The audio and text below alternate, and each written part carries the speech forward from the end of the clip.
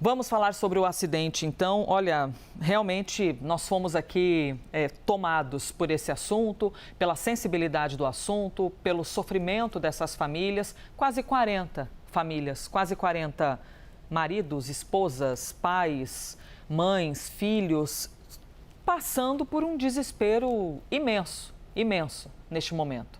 Os corpos das vítimas do acidente que matou ao menos 39 pessoas na BR-116, em Teófilo Otoni, cidade mineira, os corpos chegaram ao Instituto Médico Legal de Belo Horizonte. Eles foram, portanto, retirados deste local aí onde você está vendo. Se eventualmente você não viu, não acompanhou o noticiário nas últimas horas, não acompanhou no sábado, a gente vai te contando o que aconteceu. Um acidente envolvendo 3 veículos, um caminhão, um ônibus e um carro de passeio. Todos durante a madrugada, de sexta para sábado. No sábado de manhã, a gente começou a receber as informações de que havia ocorrido um acidente, que a proporção era gigantesca, até que os números nos atestaram o quão trágico é esse momento. É a maior tragédia em rodovias federais desde 2008, que foi o início da série histórica. Então, nós estamos falando que desde 2008 o Brasil não via um acidente como esse. As imagens que vocês estão acompanhando, lógico, elas foram devidamente analisadas. Um filtro ocorre para que você não seja exposto a quaisquer imagens perturbadoras, porque a realidade já é perturbadora. A gente não vai expor qualquer detalhe que não seja possível ser exibido para vocês, tá bom?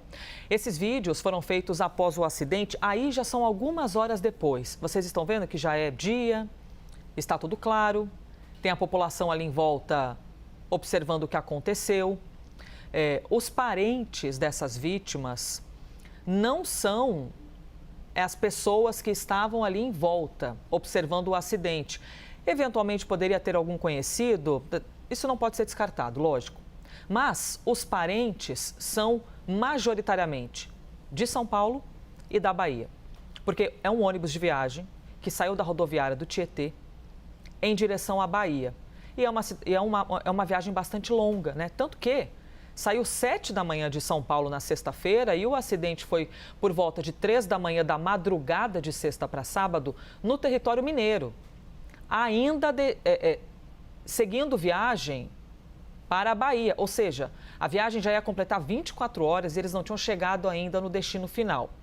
Como a gente está falando de um fim de semana pré-natal, você imagina que essas pessoas estavam, claro, existem várias histórias dentro de um ônibus, mas majoritariamente, uma viagem para poder ficar com a família no período festivo. Então, nós temos em toda essa cobertura que a gente vai compartilhar com vocês e que já está ocorrendo nas últimas horas e continuaremos nela, compartilhando o que há de informação em São Paulo, porque é de onde o ônibus saiu, o que há de informação também chegando da Bahia. Nós vamos compreender onde era o domicílio dessas pessoas acidentadas. Saíram de São Paulo, imagina-se que parte delas morava na cidade de São Paulo, mas também pode ser que nós tenhamos domicílios na Bahia. O que a gente tem certeza é que há muitas famílias no território baiano e também no território paulista, em total desespero, né? Paralisia neste momento diante da dor. Bom, o acidente envolveu, portanto, um caminhão, um ônibus e um veículo de passeio. Agora, a Polícia Rodoviária Federal vai fazer um laudo pericial sobre as causas do acidente. Existem hipóteses do que ocorreu. E nós, com toda a maturidade que é obrigatório para quem exerce essa função de jornalista, toda a maturidade que a função nos pede, nós vamos aqui com muita parcimônia compartilhar com vocês o que é hipótese, mas lembrando que apenas um laudo final é que vai atestar o motivo do acidente. Segundo a polícia, o motorista do caminhão estava com a carteira de habilitação suspensa. Essa é uma primeira informação que já foi confirmada pela polícia. Uma outra informação que também foi confirmada pela polícia: o veículo, o caminhão desse motorista, que estava com o documento de habilitação suspenso, O veículo circulava com excesso de peso. Existe toda uma legislação, um grupo de regras que organiza isso. O limite, que é o limite seguro. Esse caminhão estava com excesso de peso. O nome do motorista, quem é esse motorista? Não foi divulgado, tá bom? Então, por enquanto, não é sabido por parte da palavra oficial da polícia, não foi divulgado esse nome. O que também é sabido, ele deixou o local do acidente e está sendo procurado pelas autoridades. Então, isso nos leva a crer que o motorista está vivo, visto que ele deixou o local do acidente. O corpo desse motorista não foi encontrado no caminhão, não foi encontrado no local do acidente, então a informação que se tem é que ele deixou o caminhão ali e fugiu. A polícia pediu a prisão preventiva dele. O acidente, vamos aqui ao que é sabido de informação sobre o acidente, tá? Se você eventualmente já ouviu isso, desculpe por repeti-lo, mas a todo momento nós temos novas informações. É um grande quebra-cabeça e a gente vai construindo tudo isso com você que está nos assistindo. Esse acidente ocorreu depois que um grande bloco de granito se soltou desse caminhão, se soltou dessa carreta bitrem. É bitrem, é uma carreta bitrem. Esse item, assim digamos, esse granito, se soltou na estrada e atingiu o ônibus. Quando o ônibus é atingido, ele explodiu. É um ônibus que estava lotado, totalmente lotado, desses passageiros que saíram da rodoviária do Tietê na sexta-feira de manhã. A maioria dos corpos morreu carbonizado. E aí isso, claro, dificultou o trabalho de identificação da polícia. Então, quando eles chegam até o veículo, ainda sem saber quem estava dentro, quantos passageiros, ainda tentando identificar qual empresa responsável, como é que a gente vai entrar, e você tem ali as ferragens, quantas pessoas estão machucadas, quantas não estão, eles se surpreenderam. Por quê? Por ter havido um incêndio, por ter havido uma explosão, as pessoas não só estavam mortas, como morreram carbonizadas. É uma tragédia, assim, uma tragédia imensa. Bom, repito, né?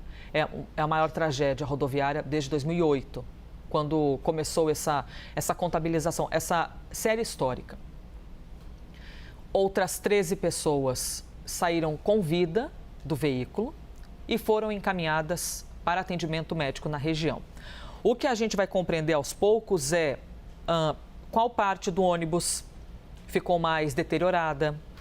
A parte que pegou fogo, imaginamos aqui por uma interpretação, pessoal, de acordo com o que a polícia diz, tá? Que a parte da frente tenha sido atingida e logo explodiu. Então, isso nos leva a crer, e eu digo com muita parcimônia, porque somente a investigação vai confirmar, que essas 13 pessoas que foram socorridas com vida